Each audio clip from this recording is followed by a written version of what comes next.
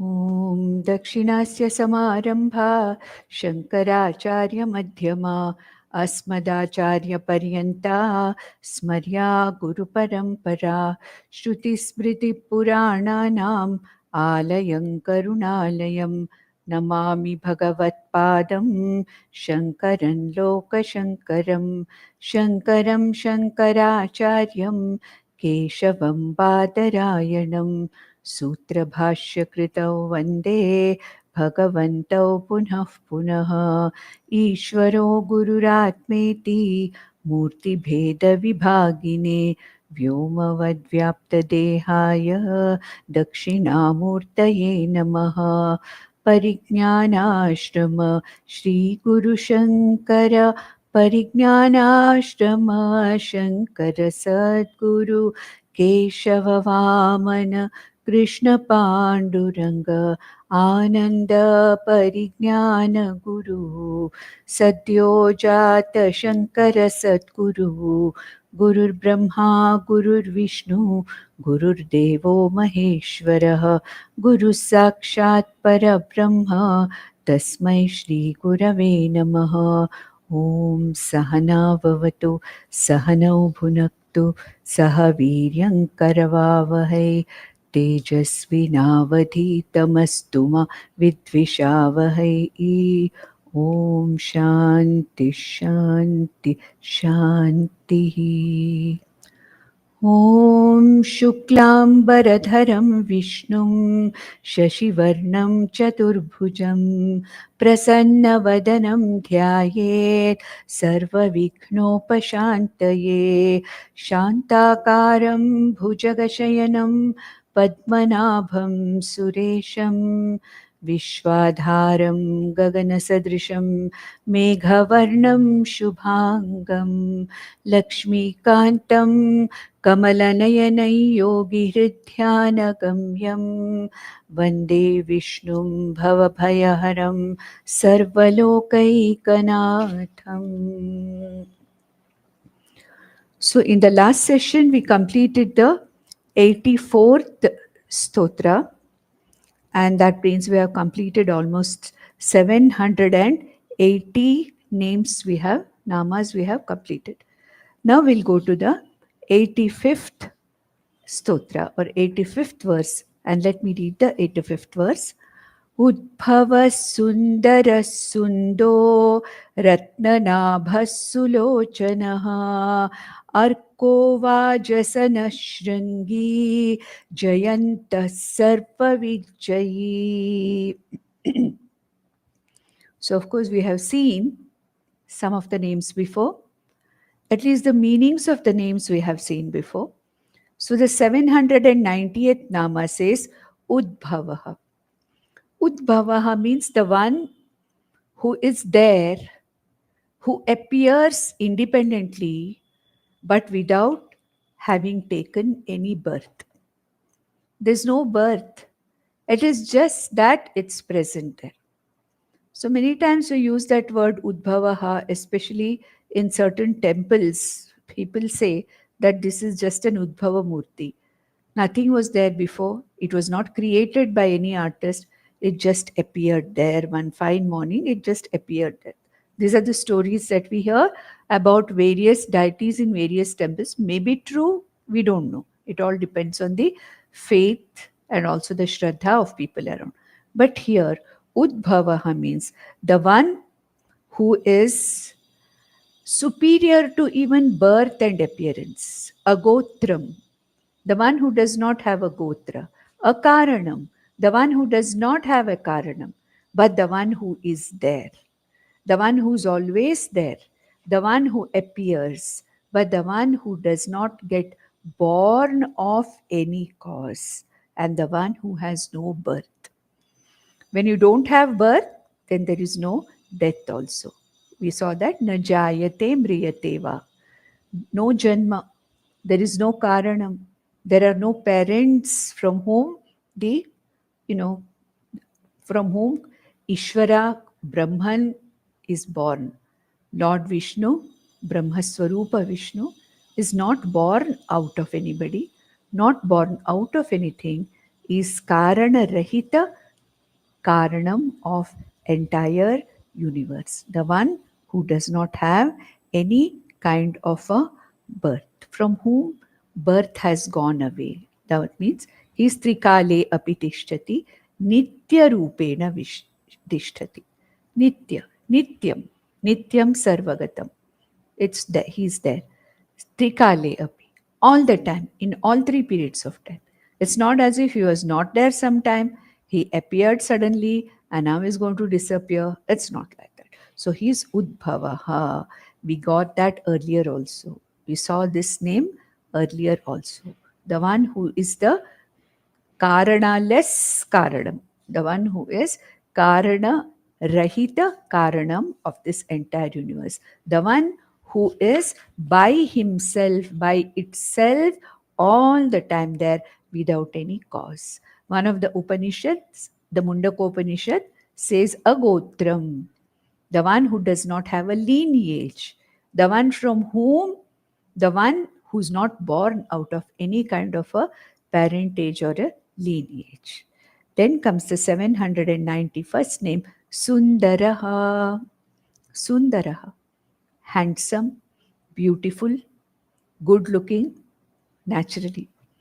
All our gods are what we want them to be, good looking and nice, because we bring those names and forms, we bring those forms in front of our eyes and it should give us happiness, isn't it?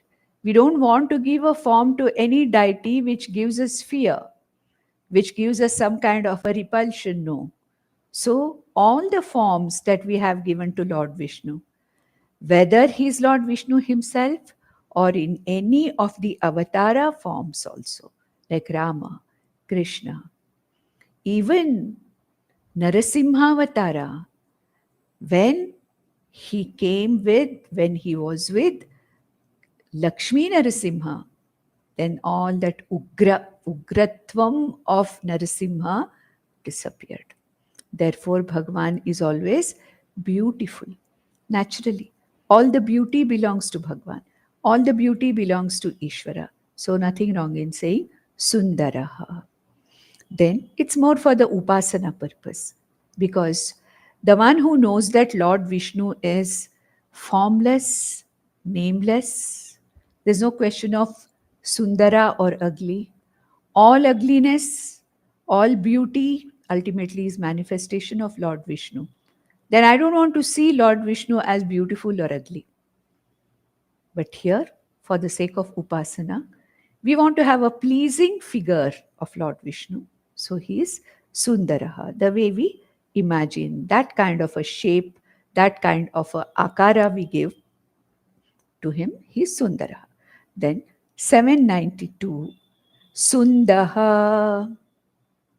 Sundaha, the one who literally makes our hearts melt.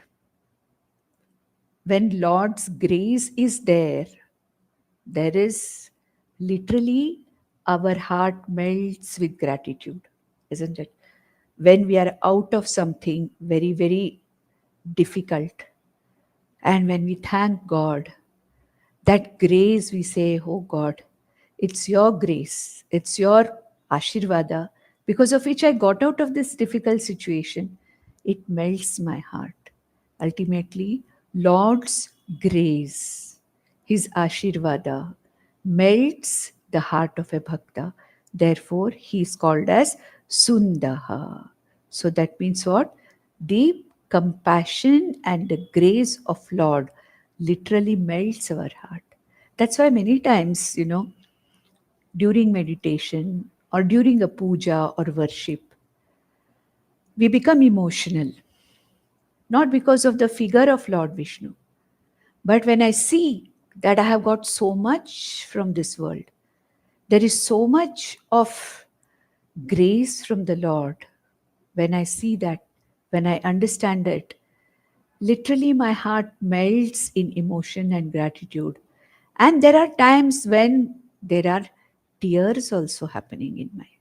Bhaktas always feel this. They are emotional.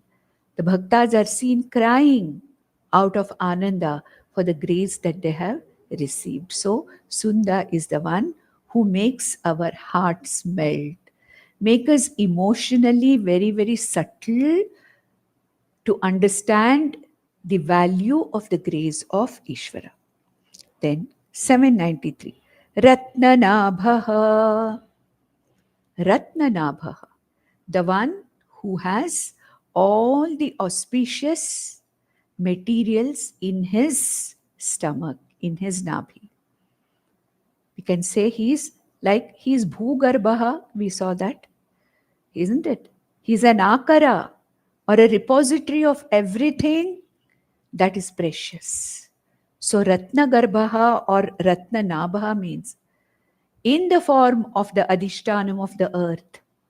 The earth's crust itself contains such materials which are absolutely great materials like gold and so many ratnas, so many gems which we find in the earth, deeper in the earth. And who is this earth? Nothing but the manifestation of Lord Ishvara. Lord Vishnu. What about that which is found in the depths of the sea? The pearls, the corals, whatever we find, all those ratnas, the precious gems which we find in the sea, in the ocean of the sea. Again, where is this ocean? It is just a manifestation of Lord Vishnu. So, in the form of the ocean and the earth, those who have a lot of precious materials in their garbha. Therefore, Lord Vishnu is called as Ratna Nabha, precious things within him in the form of the earth and also as ocean. Then 794. Sulochana, the one who has beautiful eyes. Rajivalochana, we saw. Then we saw, what is that? Kamalakshaha, the one who has got eyes like the lotus leaf, like the petal of a lotus. Therefore, Sulochana means the one with beautiful eyes, which is again for our upasana. We are using this, the eyes of Lord Vishnu as beautiful eyes, as an alambanam for upasana. Now, Lochana has another meaning. Lochana also means jnanam, the knowledge. He is the one, Lord Vishnu, who is the repository of all knowledge, including the highest knowledge, Brahma Vidya, including the repository of all knowledge base called as the Vedas. The one who has, or the one who is the repository of all knowledge, Vedas. Whatever is talked about in the Vedas, the Laukika Vidyas, the Paravidya, the Aparavidya, everything is the repository of knowledge. And therefore he is Sulochanaha. Because that knowledge which I get from Lord Vishnu is a great blessing. You know what we are studying now? This Vishnusahasranama, or whatever we have studied so far in the 5 years, in the last 5 years, as Vedantic texts, they're all something which are blessings. It's Ishvara's blessing that we are exposed to this jnana.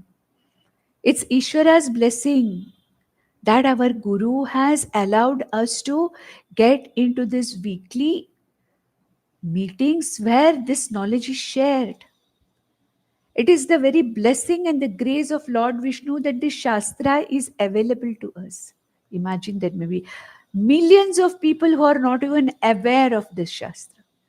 Millions of people where there is nobody who can share this knowledge with them. So here Lochana means knowledge. Sulochana means that is which is his own Swarupa. The knowledge of his own Swarupa, which is nothing but a blessing for people who can avail or understand this knowledge. The Shastra Kripa, the Guru Kripa is nothing but the blessing of Ishvara, blessing of Lord Vishnu. So Sulochana means the one who is the repository of the highest knowledge, that is Brahma Vidya. Then 795. Archyah, the only one being worthy of being worshipped. Bhagwan Shankaracharya says, Brahmadibihi pujyatamaihi api. Brahmadihi pujyatamaihi api archaniyatvat. Those who are already pujaniyas, like Indra, Lord Brahma, they also worship Lord Vishnu. Therefore, he is Archyah, worshipped by even those who are worshipped by others. Then, Vajasanaha, 796. Vajasanaha, the one who is the giver of food. Okay, so Vaja means food. Okay, Vaja means food, especially for rice. We call it as Vajaha. And the one who's the provider of food. The one who is there in the form of sap in all the oshadhis. The one because of whom the sun is able to create food in the plants. And the one who is the provider of all food, especially the rice. Therefore, he is called as Vajasanaha. Next comes Shringi. Shringi, we have already seen that. The one who has a horn. Mahashringaha we saw earlier. The one who has one horn, which is mighty enough, as in Matsyavatara, the one who was able to pull the boat having the rishis in it, and also the one who had this horn in the Varaha Avatara, where Lord Vishnu could literally rescue the earth. So he is the one who is Shringi. Shringi means the one who has got this Shringaha or the horn. And at the same time, Shringi, also means the mountains or peaks. Shringaha. Shringeri, we call it Shringaha. Mountain peaks. He is manifest in the form of mountains. Like Lord Krishna says that I am the Himalayas among all the, Parvatas, among all the Shringas. I am the Meru in those Parvatas submerged. So that means what? All the Shringas, all the Parvatas with peaks. Shringa means a peak. A Parvata with a peak are nothing but my manifestation. Therefore, my means Bhagavan Vishnu's manifestation. And therefore, he is called as a Shringi. Then 798. Jayantaha. Jayantaha. The one who ultimately is victorious. The one who brings about victory to those people who surrender to him. Devas surrendered to him, asked for his help. Therefore, the victory belonged to Lord Vishnu, not to Asuras. The Asuras were lost in their own ahankara. They thought that their ahankara was sufficient enough, they were powerful enough, and there was no need for them to take anybody's help. But here, Bhagavan Vishnu is the one who is ultimately the provider or the cause of victory. We find the story in the Kathopanishad that where Bhagwan Ishvara, Parameshvara, wants to make the Devas understand that, look, your victory is not yours. It is because of me, Ishvara or Brahman, that you won this war against the Asuras. So he is Jayantaha, the cause of victory. Then 799, Sarvavit Jayi. Sarvavit Jayi. So we can take it as two names. Sarvavit, all knower. Jayi, the one who is always victorious. So what is the meaning of Sarvavit? Sarvagnaha Sarvavit, we say. The all knower. All branches of knowledge are his knowledge. The one who knows everything in particular, he is a Sarvavit.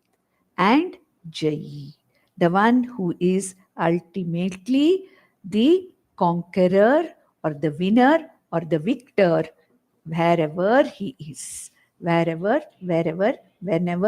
He comes in a particular avatara or as Lord Vishnu, as Ishvara, with his infallible laws. He is always the victor. Then we come to the 86th verse.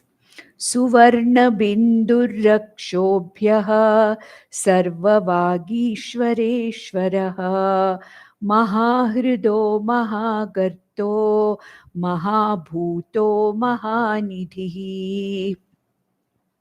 So Suvarna Binduhu. Binduhu can also mean limbs, the Angani. The one who has golden limbs. The one who has got very, very shiny limbs. We have seen that earlier. The one who is Swangaha, the one who has beautiful body, the beautiful limbs that he has, the one who is Suvarna Bindu, who means the one who has Bindu or the limbs which are very, very beautiful. Again, this is for the sake of Upasana. Suvarna Bindu also stands for Omkara. Om. Suvarna Binduhu. It is Omkara indicator, this name. Lord Vishnu is nothing but Omkara Swarupa. Brahman is nothing but Omkara Swarupa. Brahman and Vishnu here are taken as one and the same. The very same Brahman with manifestations and a name and form, we call him Lord Vishnu or Ishvara. Lord Vishnu in his absolute Swarupa Lakshanam like Nityam, Sarvagatam, that is nothing but the Swarupam or Brahman. So here Suvarna Binduhu stands for Omkara. Ishvara is indicated. It is the Abhidhanam. It is the Abhidhanam.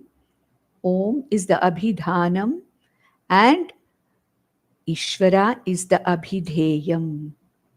So the name for Lord Vishnu, the name for Ishvara or Brahman, according to the Upanishads, is Om. Therefore, in Kathopanishad we saw Omkara Vichara. That is for Jnanam, Brahma Jnanam. Omkara Upasana in the form of Saguna Ishvara Upasana, what we are doing now for Chitta Shuddhi and Chitta Nishchalyam. So he is Suvarna Binduhu. Two meanings we have here. The one with golden, beautiful limbs and the one who is indicated by Omkara. The one who has the Abhidhanam or the name called Omkara. Then 801. Akshobhyah. Akshobhyah. The one who is never disturbed by anything. Ragadveshas do not disturb him because he doesn't have ragadveshas. The world that Lord Vishnu has created does not disturb him because he has nothing to gain or nothing to lose from this Jagat. He does not have anything to gain. He does not depend upon the world for his Purnatvam. He does not have anything to lose from the Jagat, nothing to gain from the Jagat. Therefore, he is Akshobhyah. Whereas who are we? We are the people who get disturbed by what is happening in the Jagat. Whatever is there in the Jagat, in the form of Ahankara, Mamakara, this should happen, this should not happen, that is right, this is wrong. In that way, it is causing me Kshobhanam. That's causing me disturbance. Me means whom? The mind. The mind is disturbed because I don't have the Jagan Mithyatva Buddhi yet. I still think that the Jagat is real. The Ahankara Mamakara is real. I'm going to get happiness from this Jagat. Objects, people and circumstances, situations, I'm going to get happiness. This is my present moha. Therefore, I have the disturbance all the time. My mind is all the time disturbed. Akshobhyah, Lord Vishnu, having nothing to do with his creation, in the sense he has created, but he does not get disturbed. Like Lord Krishna said, I have created all these three worlds, but there is no lepa for me from any of them. Then 802nd Nama, Sarvavagishwareshwaraha.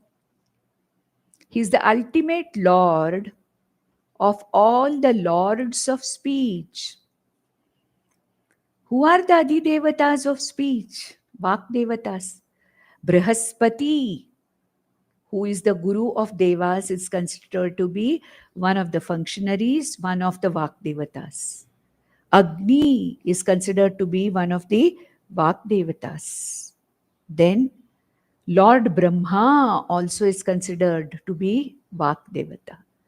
Devi Saraswati is also considered to be Vak Devata. And there are so many Devatas situated from the Kantha to the Oshtha, where sound is produced, Vak is produced. All these are the Adhishtana Devatas of speech in any living being. But who is the ultimate Lord of all these Vagishwaras? It's nothing but Lord Vishnu or Brahman. As the very consciousness itself, Vachoha Vacham. He's the Vachoha Vacham. Ultimately, he's the speech of the speech. That is why he's called as Sarvavagishwareshwara. That means he is the Lord of all the Devatas who are responsible for producing a voice and also producing a properly developed speech. Therefore, he is called Sarva Vagishwareshwara. Then 803. Mahahridaha. The one who's like a big lake. There are some lakes which look like oceans. You can't see where they end. Manas Sarovar and lakes like that. So he's a Mahahridaha, the one who is like a very, very big lake. Why? He's the very ocean of Ananda. He's the very lake of Ananda. Therefore, he's called as Mahahridaya, Hridaha, who's like a big ocean of Purnatvam. Apuryamanam, Achala Pratishta. So the one who is nothing but in the form of Swarupa Ananda, as an ocean of Ananda. Then 804. Mahagartaha. Mahagartaha. Gartaha means a deep pit. Gartaha. Like a canyon. A very, very deep pit. Which is very, very difficult to cross over. So Bhagwan is called Mahagartaha because if I am not prepared for this knowledge, if I am not an adhikari to know Lord Vishnu, it is impossible for me to know him, and therefore he is called as Mahagartaha. What does Bhagwan Shankaracharya says? Mahagartavad asya maya mahati duratyaya iti Mahagartaha. If I am not prepared for this knowledge, Maya does not allow me to reach Ishvara or Lord Vishnu unless I am prepared for this.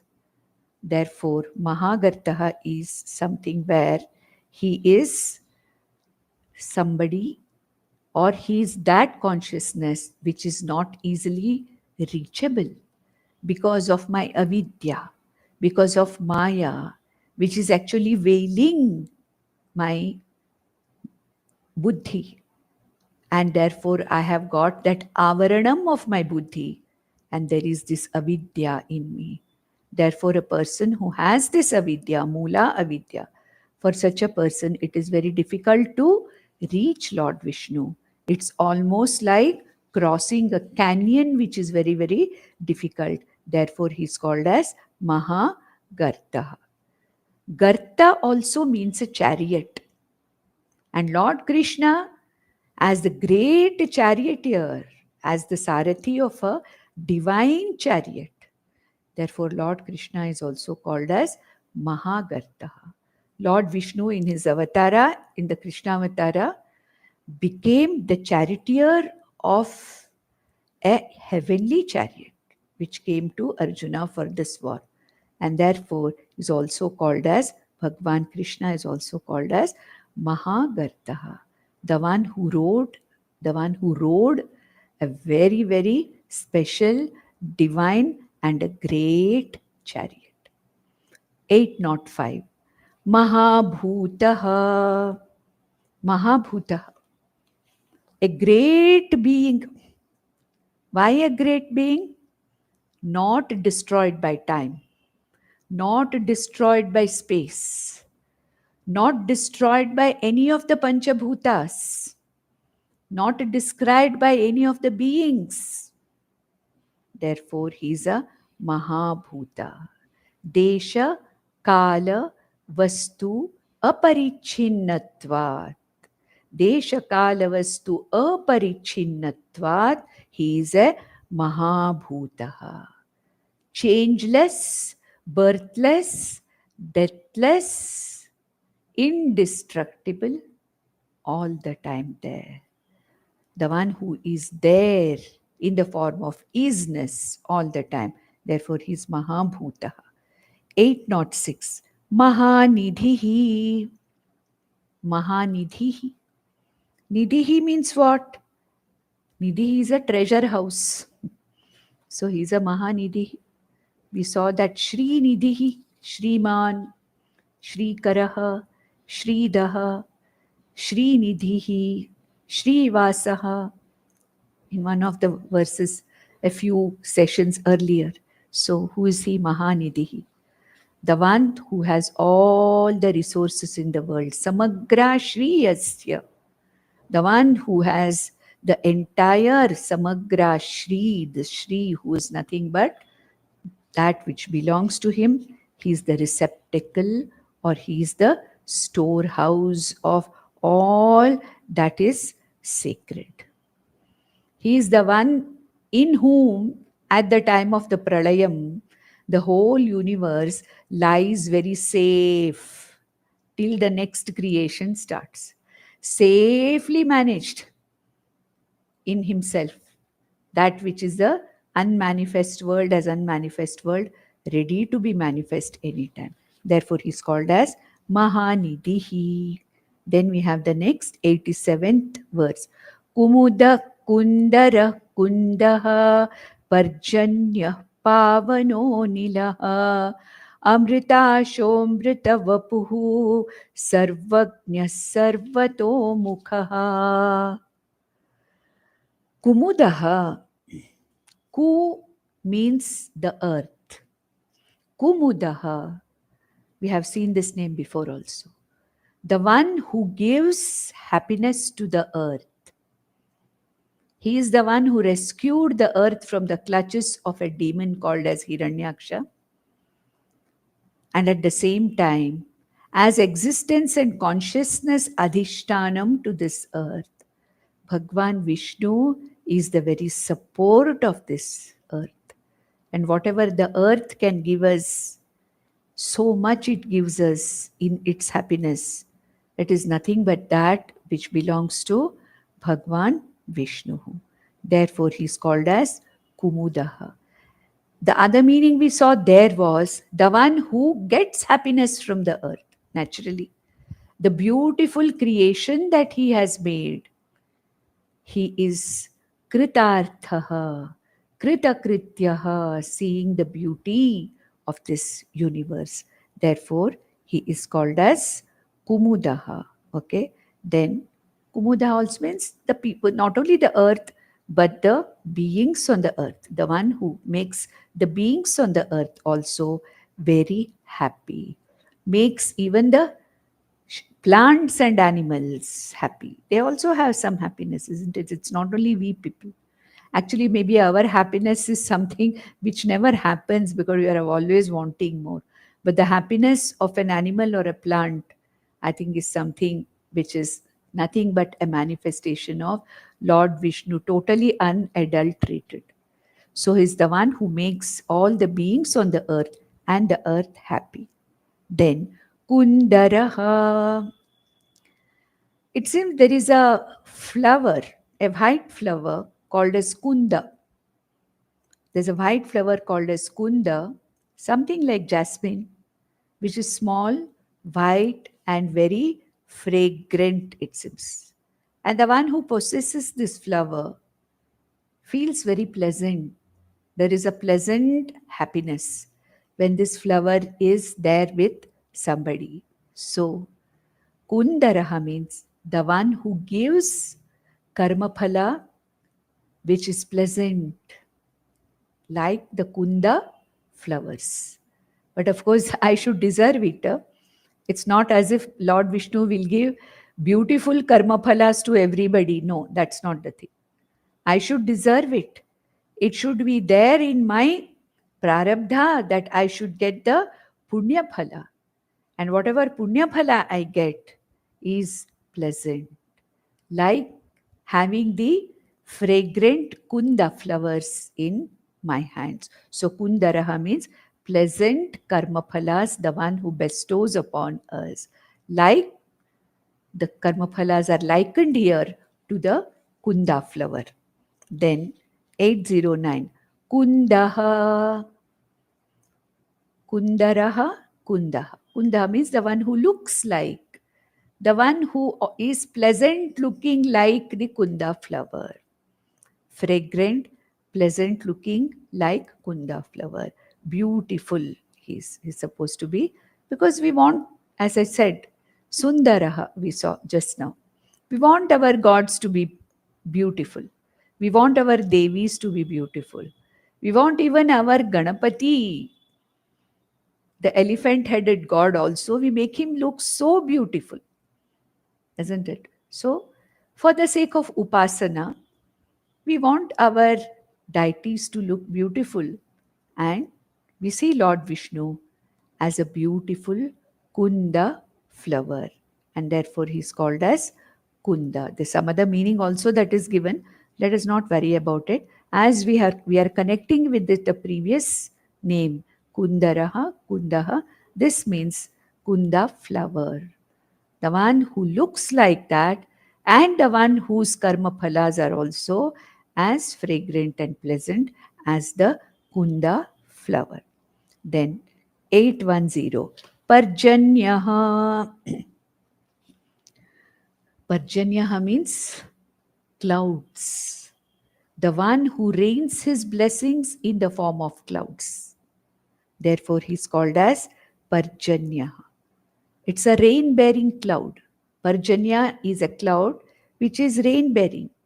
And Lord Vishnu, in the form of Parjanya, since he is everything, Lord Vishnu is everything. He is manifesting as the rain-bearing cloud also. So as the rain-bearing cloud, Lord Vishnu is blessing the entire universe, us. We don't know about the other planets, whether it rains or not, but at least on this planet it rains.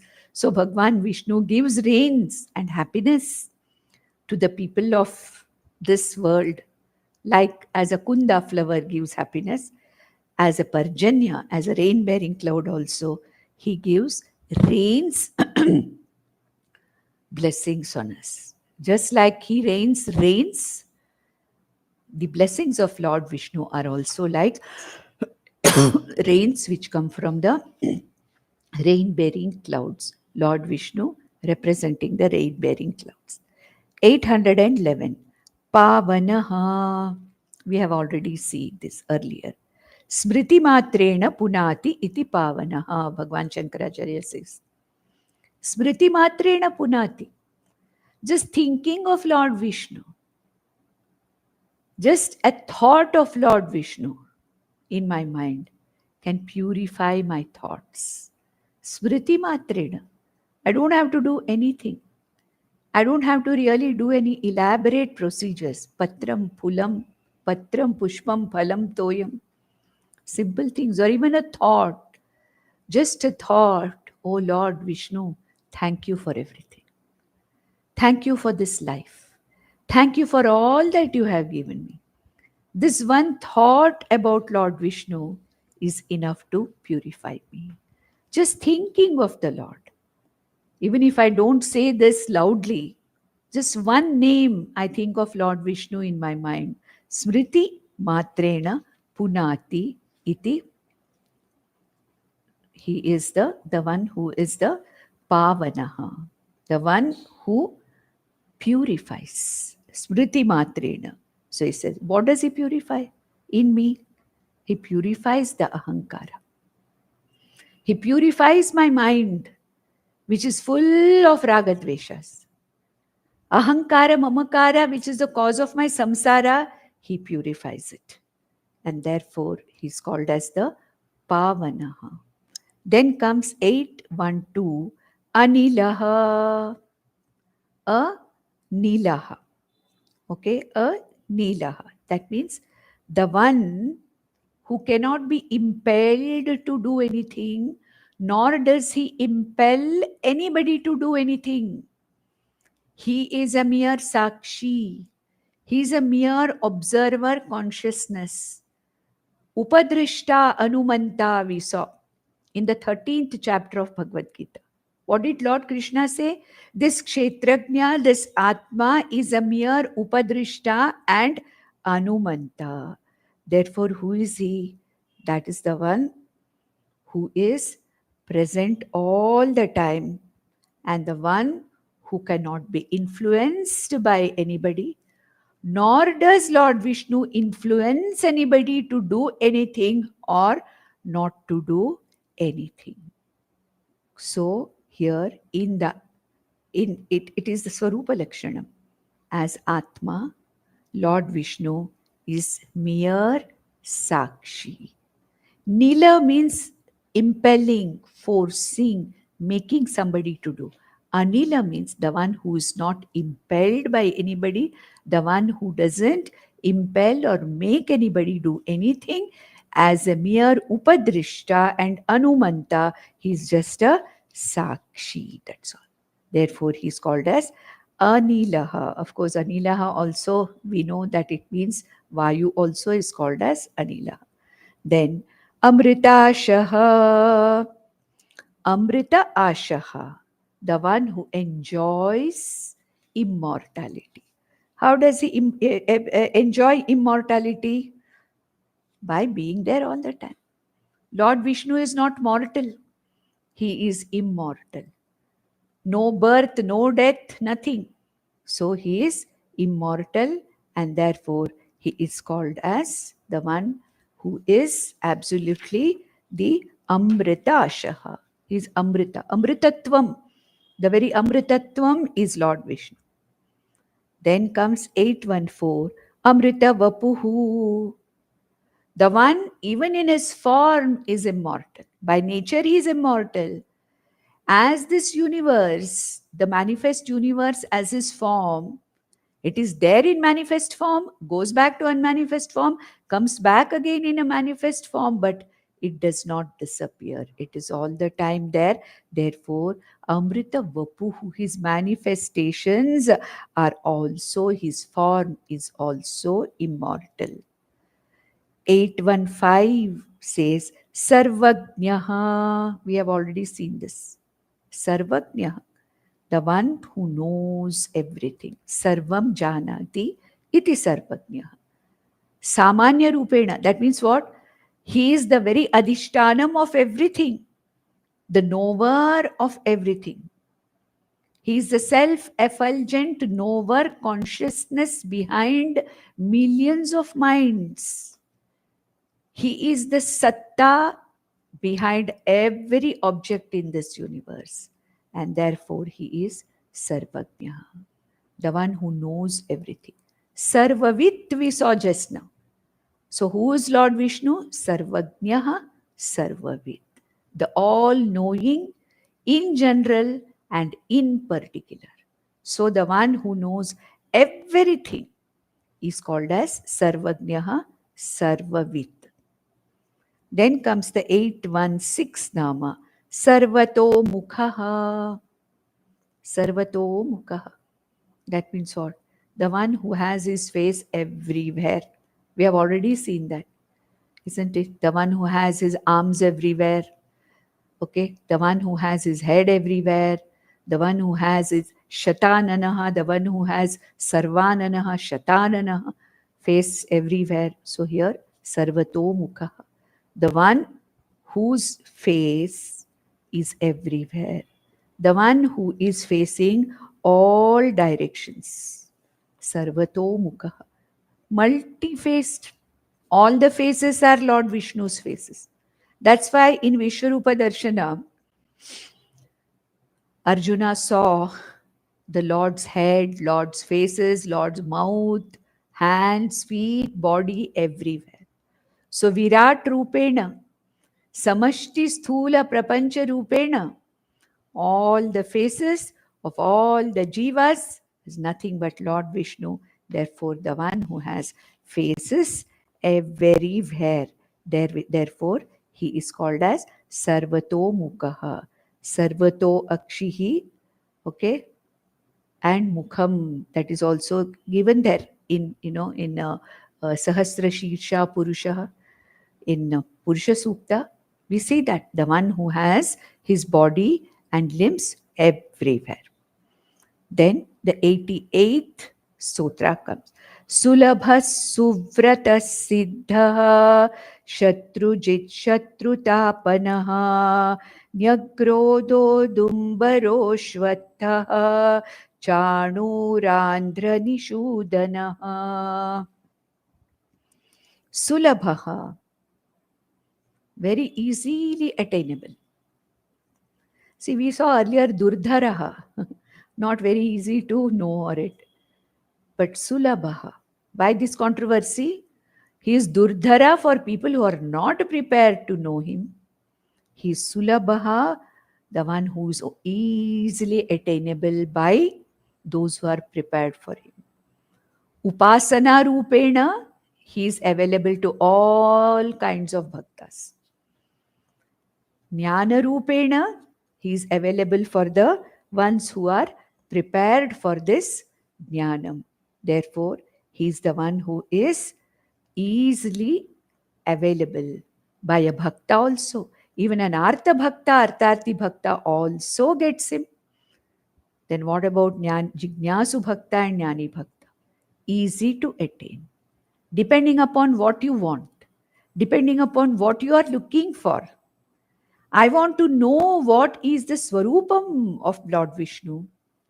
I want to know whether I am different from Lord Vishnu or I and Lord Vishnu are the same. Then this takes a lot of preparation. But if I want to surrender to Lord Ishvara, Lord Vishnu, for attaining something as an Artha Bhakta or Artharthi Bhakta, what is needed is very, very simple, that I have to trust, I have to have the Shraddha and Bhakti and Samarpanam to Lord Vishnu. Then whatever I want, depending upon, of course, my prarabdha, whether I really deserve that or not, Lord Vishnu will always give me that. But my prayers never go waste. Don't ever think that your prayers will go waste. Whatever you have asked for, you will get. May not be in this life, but in some life or the other, you will get what you have asked for. Because prayer is a karma, and the karma phala will always be there. But when it fructifies, we cannot say. In this life, if our prarabdha is to go through something, what I have prayed for may not materialize in this life. It may come some other life. Then Suvrataha, the one who respects all kinds of offerings and all kinds of worship. Lord Vishnu doesn't have any choices. He doesn't say, you have to give me this only, you have to give me that only. Bhagwan Krishna said, Patram Pushpam Phalam Toyam.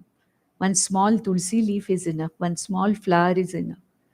One small fruit is enough. If not anything, even one spoon of water is enough. So very easy to actually, please Lord Vishnu. He gets pleased by whatever you offer. Vishraddha, Suvrataha. Whatever is offered is accepted. Whatever may be the nature of offering. Then 819, Siddhaha. We have seen this word before. Siddhaha means Svatas Siddhaha Trikale api Tishtati. The one who is all the time there. He is Svata You don't need anybody else to prove.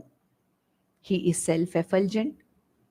He is the very substance of this entire universe.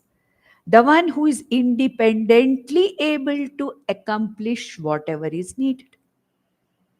Creation, when it happens, there's nothing. Ekameva Advitiya Brahman is there. Without the help of anybody. With just the Maya Shakti, Brahman or Atma creates this entire universe. Bhagwan Vishnu remains without anybody's help, supportless support. Therefore, he is called as Siddhaha. Swatantrena Vartate. Swatantrena, he creates this entire universe without depending upon anybody. Therefore, he is called as Siddhaha. 820th Nama, Shatrujit. We have seen it many times. Shatrujit, the vanquisher or, the conqueror of all the enemies. The one who wins over all enemies. Our internal enemies also, when we surrender to Lord Vishnu. The external enemies also, which are causing obstacles to us. If you take the Puranas and other things at the Samashti level, the one who protects the dharma, those who are adharmic and those who are creating problem for the maintenance of dharma, he is the one who literally vanquishes over adharma, vanquishes over those adharmic people, asuras, who disturb the dharma. And therefore, yet he is called as Shatrujit. Then 821.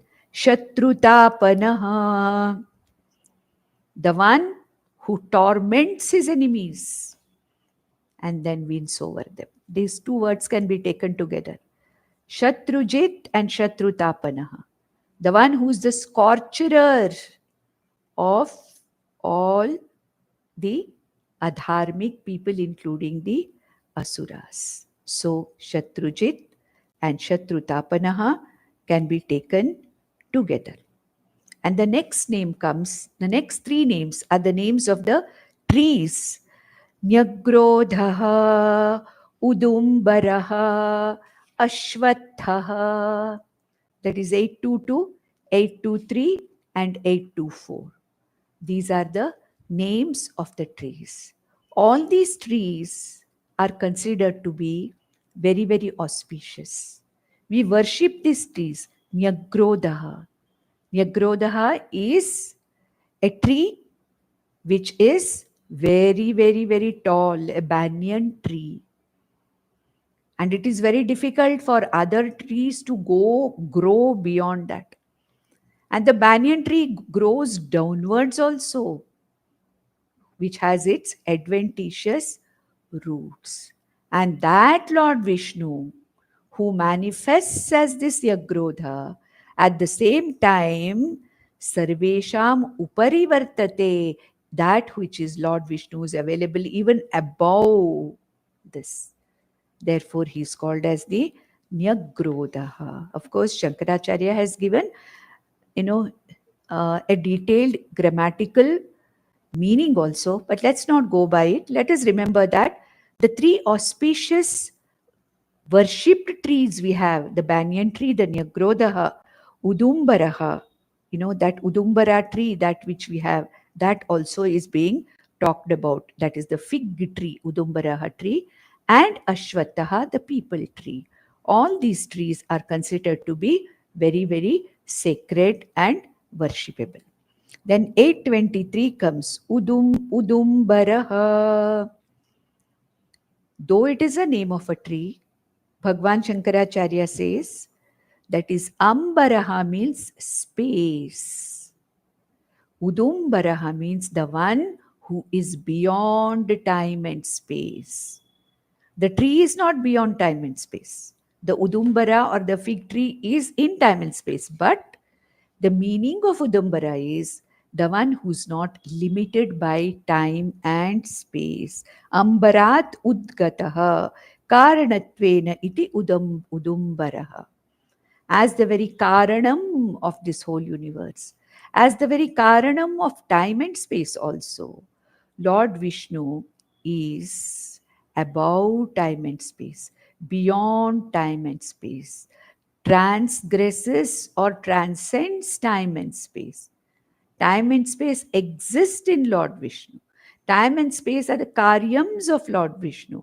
Therefore, Udambaraha means the one who has like he is the one not limited by time and space. Then we have the 824th verse, Ashwathaha. Ashwathaha. Okay, Urdhvamulam adhashakam Ashwatham Prahuhu Avyayam. Where did we see this? 15th chapter of Bhagavad Gita.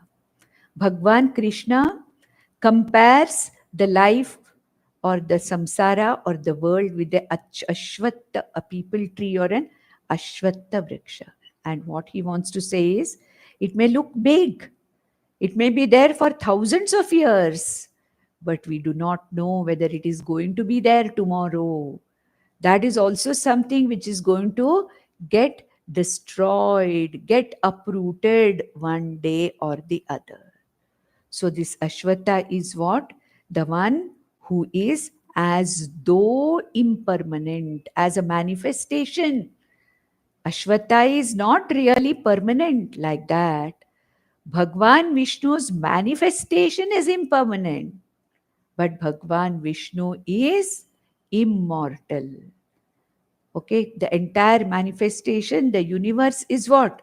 Nothing but that which is there for a long time. But like Ashwattha Vriksha, we don't know whether it will be there tomorrow or not.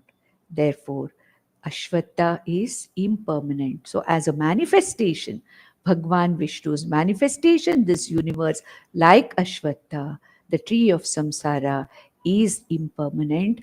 But Lord Vishnu, as the very adhishtanam of this, is the only immortal, permanent principle. Then comes Chanurandra Nishudanaha, the one who killed Chanura. Kamsa Chanura Mardanam Devaki Paramanandam Krishnam Vande Jagatgurum.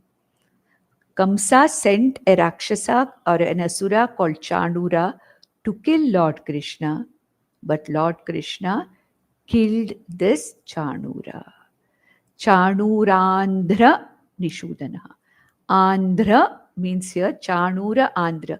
He belongs to a particular lineage called as the Andhra lineage. Therefore, he is called as Chanurandra Nishudana.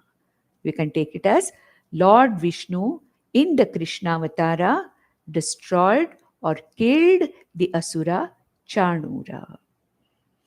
I think we are now, the time is up for us. So we have completed the 88th verse. We hardly have another 12, 15, 16 verses. Okay.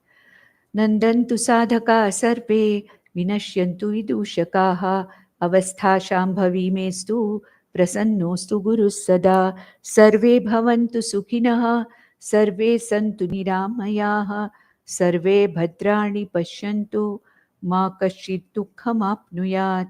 Om Shanti Shanti Shanti. Om Namo Bhagavate Vasudevaya. Om Tat Sat.